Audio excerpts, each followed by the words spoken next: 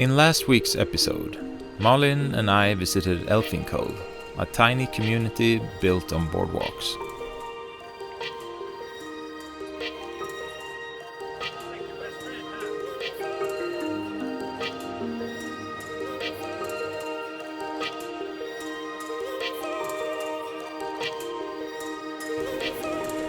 We continued east to the native community Huna, where we got some real nice summer weather.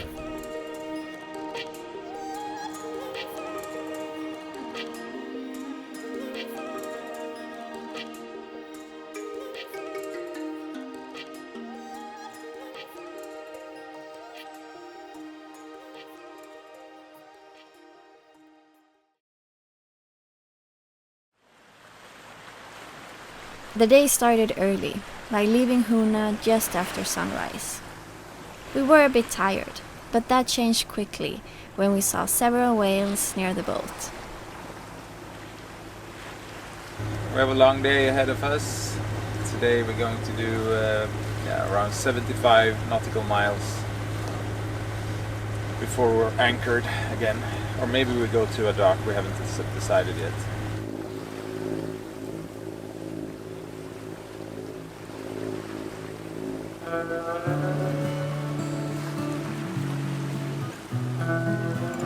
We were now cruising the Inside Passage, which is a route with protected waters inside the islands. But protected waters with high mountains around also means that there's not a lot of wind for sailing.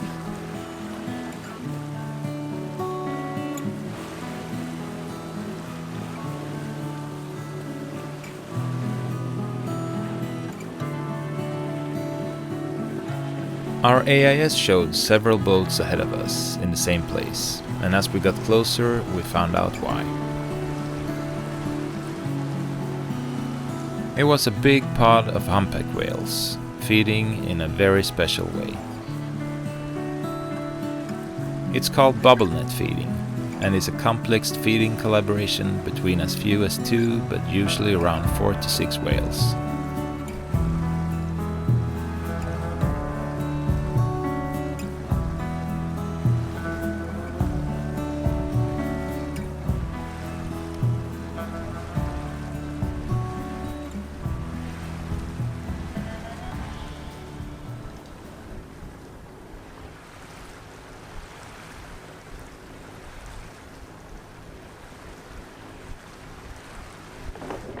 This is so cool. They are bubble feeding, so it's humpback whales, and they dive and they blow out air, so they create a wall together to gather the fish in the middle, and then they come up together, all of them, with their mouths, and swallows a lot of fish. It's hard to know when they come up though. They've been up now, since we arrived, maybe 3 or 4 times, and I only got it once on camera when they come up with their mouths open.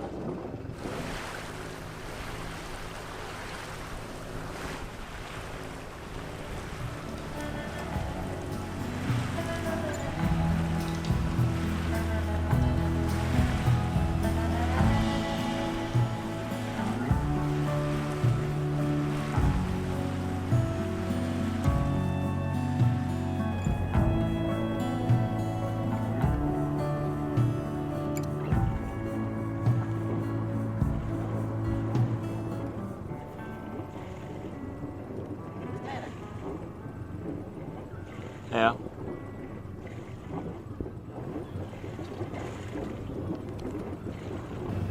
That was incredible.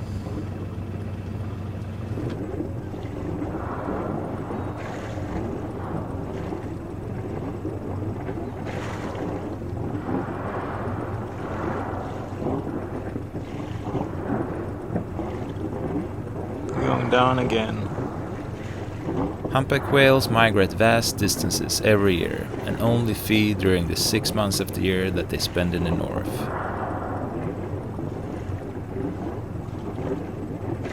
Most of these humpbacks had traveled more or less the same route that we have, coming north from the Hawaiian Islands.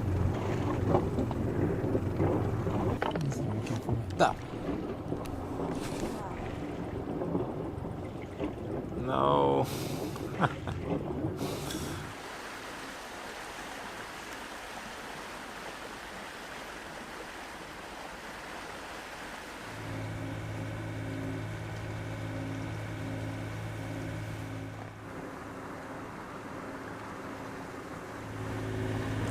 So yesterday and today we've been having sun. Today we have 18 degrees Celsius, which is quite a lot up here. And it feels like we have entered a different climate zone. It's a lot warmer here on the inside, in the inside passage, than what it was closer to the sea in Elfin Cove. Today we need to do this longer passage today because we have a low pressure coming in. Tomorrow we'll have heavy winds from the south for a couple of days. So we take the opportunity today when we have sun and good weather to go a bit longer, 75 nautical miles south. And then we're going to stay at that anchorage for, I guess, 2 days before we can continue. But this is great. Sitting in a t-shirt. It was a while since we did that. So it's nice.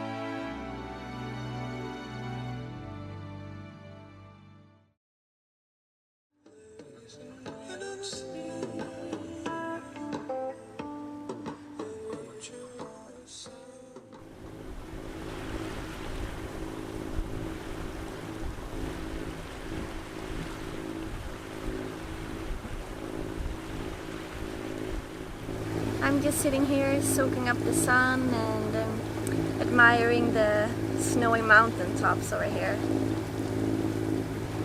It's so funny that I can sit here and it's so warm and over there is still snow. We have another couple of hours until we arrive in Warm Springs Bay. And yeah, so we will arrive at, I think, around 8 p.m. and then we'll see if we anchor or if we find a spot on there. They have a public dock, so we see what we do.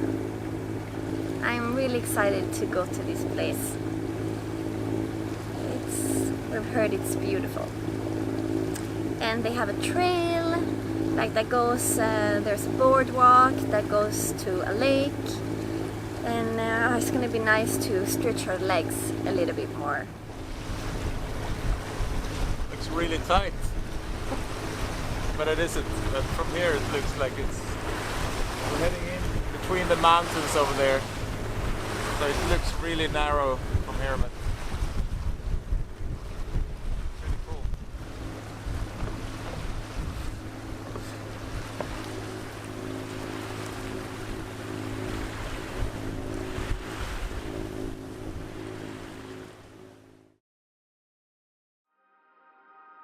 Baranof Warm Springs is a small community built around the mighty waterfall that gets fed from the Baranof Lake.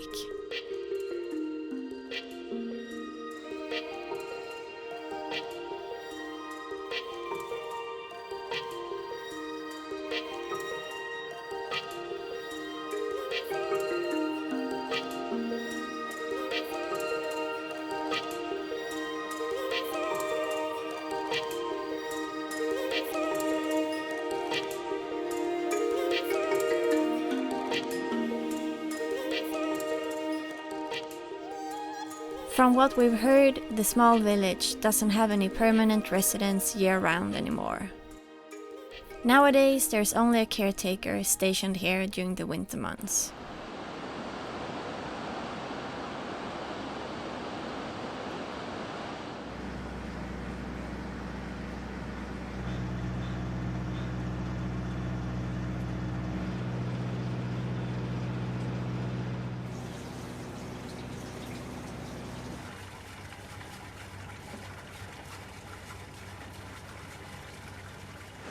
arrived here yesterday evening, but there was no spot available, so this night we spent on the outside of that West Sail 32 over there. And now we moved around over to this side, better spot. There's some nice current coming up from the waterfall to push us off the dock. So, really nice place. So now we're going to go up to the warm springs and try them out. You can also use the hot tubs over here. It seems to be pretty warm, the water.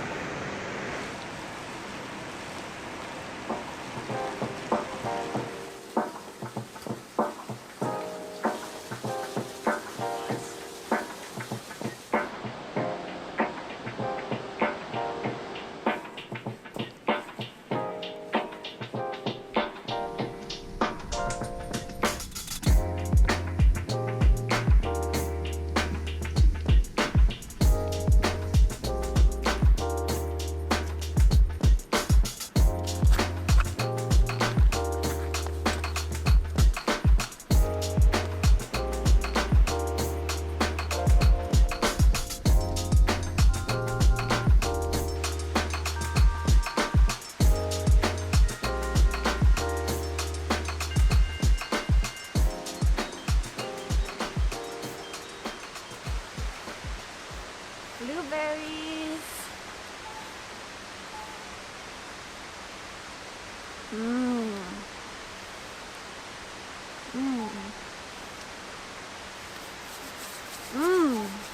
Delicious. So there's probably bears around. Yeah, but the bears are everywhere here. Yeah, but they like blueberries. They haven't found this spot. It's full of blueberry bushes here.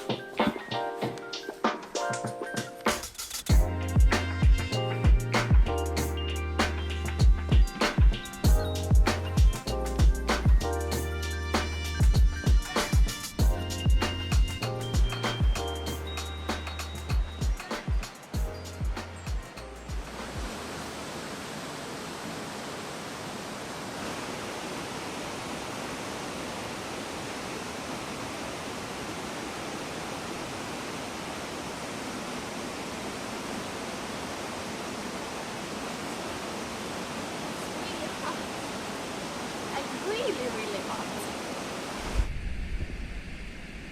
Jävligt varmt här, det är för varmt här.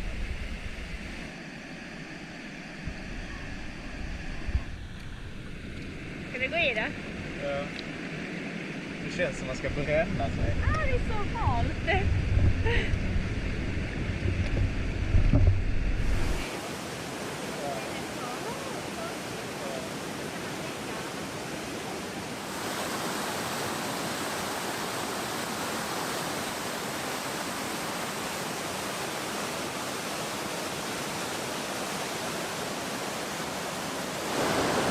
What a place. These springs, they're really hot. The first pool here is almost too hot to go into.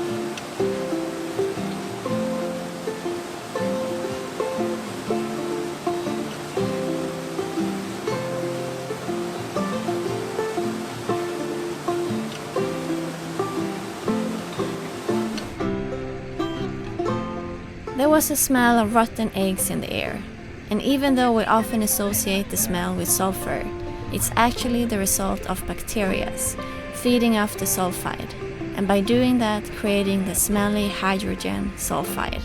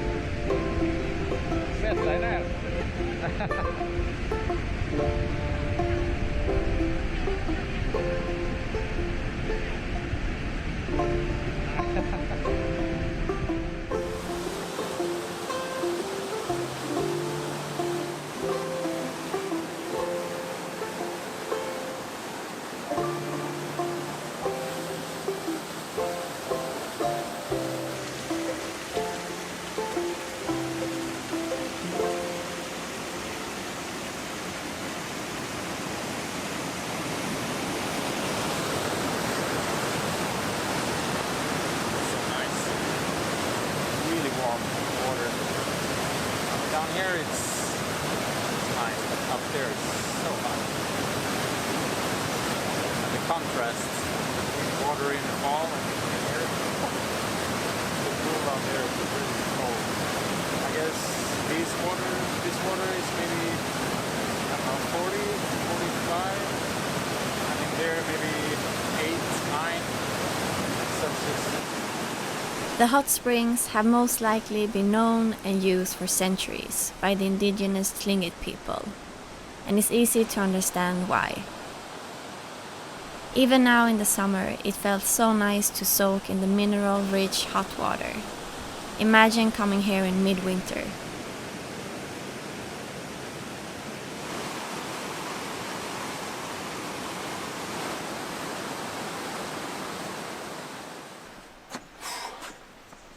Feels like I've been in the sauna for hours. It's been a while since I had a real hot shower, so this was really welcoming coming here. Alright, let's head up to the lake.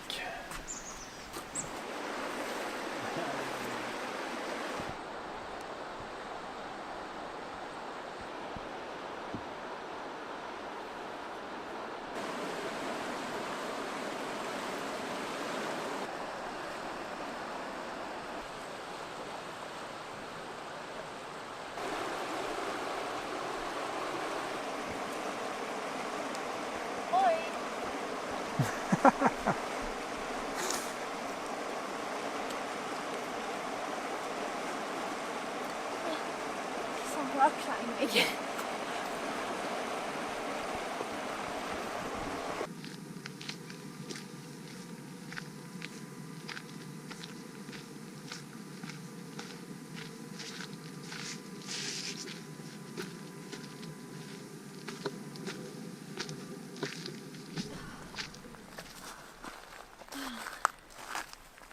We could have been in the Alps now, too. It looks very similar.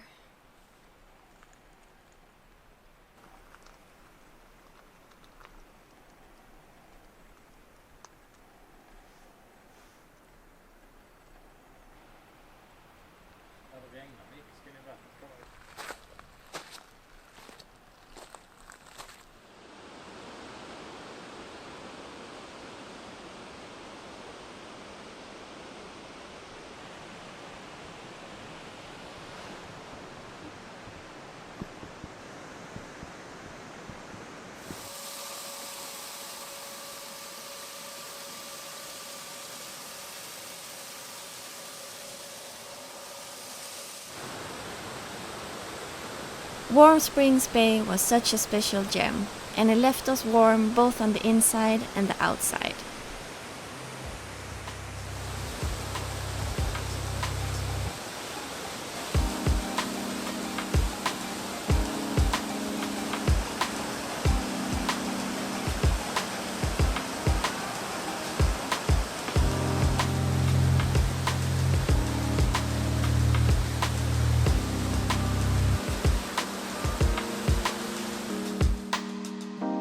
Thank you for watching. Please share, like and subscribe, and stay tuned for next week's episode.